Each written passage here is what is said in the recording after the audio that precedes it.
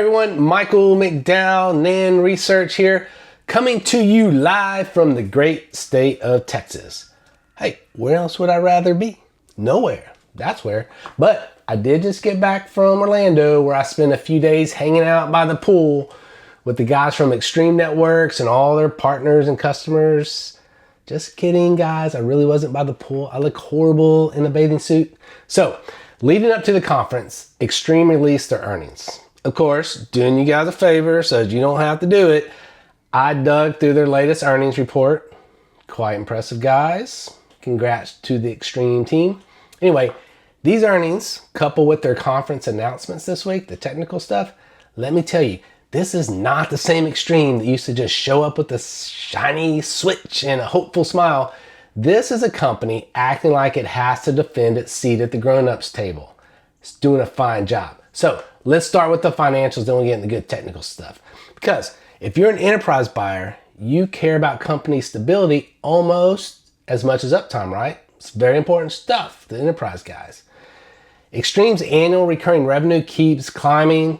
Subscription attach rates are up, and managed services billings grew 26% this quarter alone, which tells me two things. One, customers want OpEx flexibility.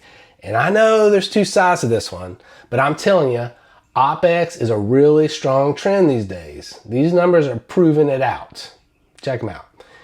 Two, MSPs are not allergic to Extreme's roadmap, which is honestly a very good sign. And hey, margins are improving too, thanks to the shift towards cloud-managed everything. Translation there, they're building a business model that doesn't require you to forklift your network every time someone sneezes in engineering. It's just that simple. Now, the technical direction. Extreme is very clearly done with being the Wi-Fi company. They're operating across the full stack now. We're talking hardware, fabric, cloud, and this is the really exciting stuff, a rapidly advancing AI engine called Extreme Agent 1. Now, this is not to be confused with Platform 1, which was released last year. Speaking of which, this is becoming the center of gravity for Extreme. Really. It ties together telemetry, automation, policy, and AI-driven insights into one operational model. And yes, that means fewer dashboards, fewer swivel chair moments, and fewer why is this VLAN doing that types of conversations.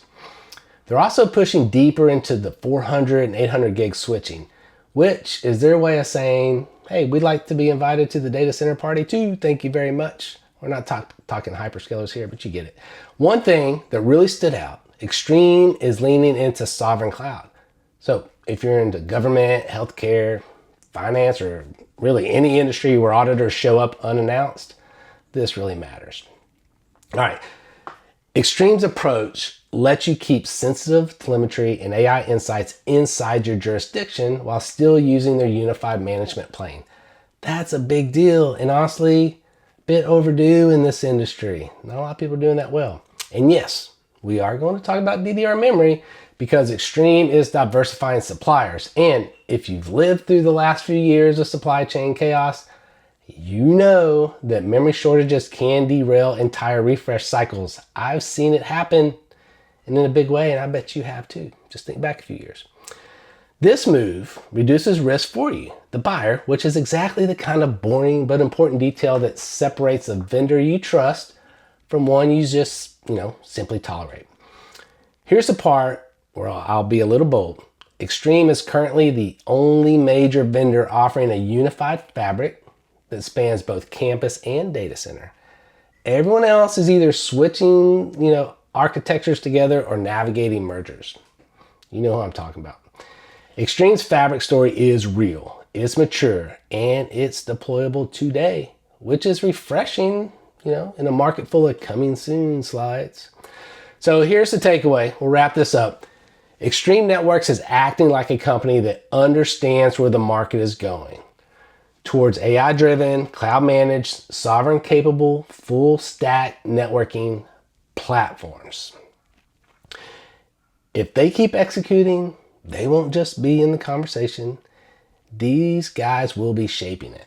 And for the enterprise buyer, who are tired of fragmented ecosystems and vendors treating AI like a garnish, Extreme is absolutely worth a closer look. All right, so that's it for me. Good things coming from Extreme. Keep an eye out on these guys. They are moving fast and with purpose. Anyway, head on over to the NAND Research main site where I have a research note ready for your reading pleasure right on this topic. As usual, I have a pretty little link in the comments, so check it out.